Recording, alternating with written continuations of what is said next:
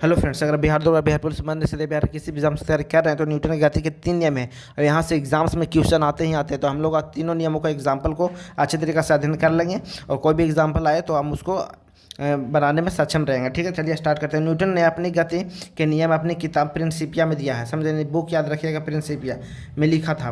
Newton के गति नियम का प्रकाशन 1687 ईस्वी में हुआ है। समझे, न्यूटन के गति संबंधित 3 नियम दिए हैं। कौन कौन है? पहले न्यूटन का प्रथम नियम, इसे गैलीलियो का जड़त्व का नियम भी कहते हैं। याद रखिएगा, प्रथम नियम को क्या कहते हैं? गैलीलियो का जड़त्व का नियम भी कहते हैं। प्रथम गति का नियम बताता है कि वस्तु तब तक स्थिर या सीधी रेखा में एक समान गति में रहेगी जब तक कि उस पर बाहरी बल कार्य ना करे। जैसे क्या बोल रहा है यहाँ पे कि वस्तु तब तक स्थिर, जैसे तब तक स्थिर रहेगा, जैसे स्थिर है तो स्थिर ही रहेगा जब तक इस पर बाहरी बल ना लगाया जाए। कोई सीधी रेखा में एक समान गति में रहेगी, या कोई भी गति कर रहा है तो वो गति में ही रहेगा जब तक उसको रोका ना जाए बाहरी बल लगा के। तो बता रहा है यही कि वस्तु तब तक स्थिर या सीधी रेखा में एक समान गति में रहेगी जब तक उस पर बाहरी बल ना लगाया जाए। ठीक है, तो हम लोग देखें कि इसको जड़त्व का नियम भी कहते हैं। तो जड़त्व क्या होता है पहले देखिए। वास्तु का वह गुण जिसके कारण वास्तु अपने अवस्था परिवर्तन का विरोध करे जड़त्व कहलाता है। जैसे ये कोई वस्तु है, अब इसको हम लोग आसानी से इसको गति में कर देंगे, इसको हिला देंगे, ठीक ना। लेकिन यही अच्छे खासा द्रव्यमान का रहता तो इसको ये रोकता, ये विरोध करता कि नहीं हम हैं जो स्थिर हैं तो हम स्थिर ही रहेंगे, ठीक ना। वही गुण है, समझे। जैसे कोई गति में है, जैसे मान लीजिए कि यहाँ पे 4 व्हीलर और ढलक के आ रहा है, ठीक ना।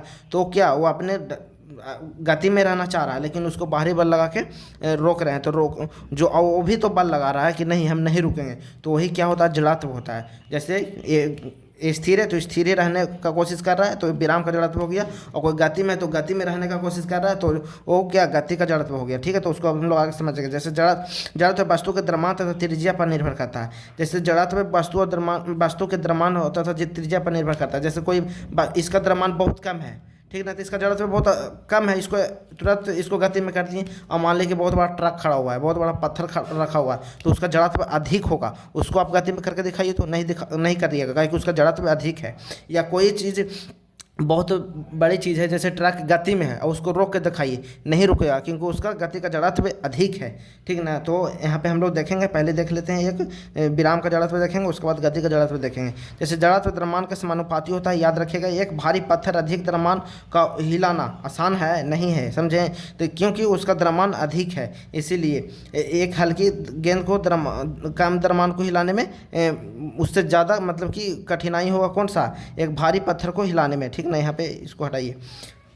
तो हम लोग समझ गए कि जिसका द्रव्यमान ज़्यादा होगा उसका जड़त्व अधिक होगा, इतना याद रखिए। अब देखिएगा, जड़त्व 2 प्रकार के होते हैं। विराम का जड़त्व बताएं कि जैसे विराम है तो इसको विरामे में रहना चाहेगा, ठीक ना। विरामे में रहना चाहेगा तो विराम का जड़त्व हुआ। यदि कोई वस्तु रुकी हुई है तो रुकी हुई रहेगी जब तक उस पर बाह्य बल ना लगाया जाए, समझे। कोई वस्तु रुका है तो रुकी हुई रहना चाह रहा है, लेकिन इस पर बाह्य बल तब तक ना लगाया जाए।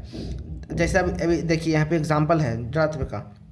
दरी, कपड़ा तथा कम्बल झाड़ने पर धूल का कण गिरना, ठीक ना। जैसे मान लीजिए कि एक कंबल है और कंबल को तो हम लोग गति में कर देंगे, ठीक ना। कंबल को पकड़ के हिला दिए, गति में करते हैं, लेकिन उसमें धूल कण है जो तो गति में ना होना चाह रहा है, ठीक ना। उसको नहीं ना कर रहे हैं, सिर्फ कंबल को कर रहे हैं, तो धूल कण वहीं रहना चाह रहा है। लेकिन अब कंबल को हिला दिए तो कंबल तो इधर उधर हो गया और धूल वहीं रहना चाह रहा है, तो धूल वापस बाहर निकल जाता है। तो ये अचानक गाड़ी को चलाने पर यात्री पीछे की ओर झुक जाता है, ठीक ना।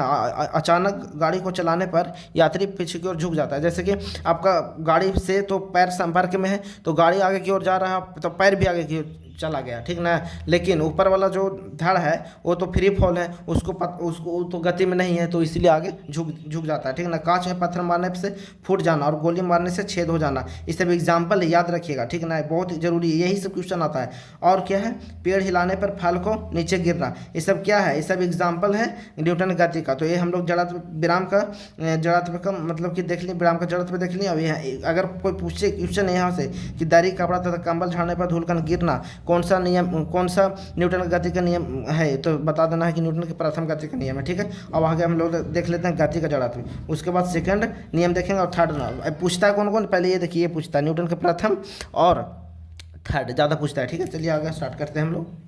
एक और एग्जांपल है, ग्लास के ऊपर रखे कार्डबोर्ड पर रखा सिक्का ग्लास में गिर जाना जब जब अचानक कार्डबोर्ड को खींचा जाता है। ठीक ना, तो आप लोग समझ रहे हो कि कार्डबोर्ड को हम लोग गति में कर दिए और उस पर रखा हुआ सिक्का था तो वो तो विरामे में रह गया, तो वहीं पे गिर जाता है। इसी वजह से अब हम लोग गति का जड़त्व देख लेते हैं। कोई भी पूछे इसमें से, पूछे ये गति का जड़त्व में से पूछे क्वेश्चन या एग्जाम्पल या विराम के जड़त्व में पूछे, वो न्यूटन के प्रथम नियम में आएगा। ठीक ना, तो हड़बड़ाना नहीं है कि इसमें गति का जड़त्व से पूछ देगा या विराम के जड़त्व से, कोई भी उठा के पूछे तो न्यूटन के प्रथम गति के नियम में आएगा। ठीक है, देख लेते हैं गति का जड़त्व। कोई वस्तु गतिशील है तो गतिशील ही रहेगी जब तक उसे रोकने के लिए कोई बल न लगाया जाए। ठीक ना, जैसे अचानक गाड़ी को रोकने से यात्री आगे की ओर झुक जाता है। ठीक ना, जैसे कि गाड़ी को रोक दिए और उसके साथ पैर भी आपका संपर्क में था तो पैर भी रुक गया, लेकिन आपका धड़ तो गति में था तो इसलिए आगे झुक जाता है। ठीक है ना, तेज़ी से दौड़ता हुआ धावक अचानक रुकता है तो गिर जाता है।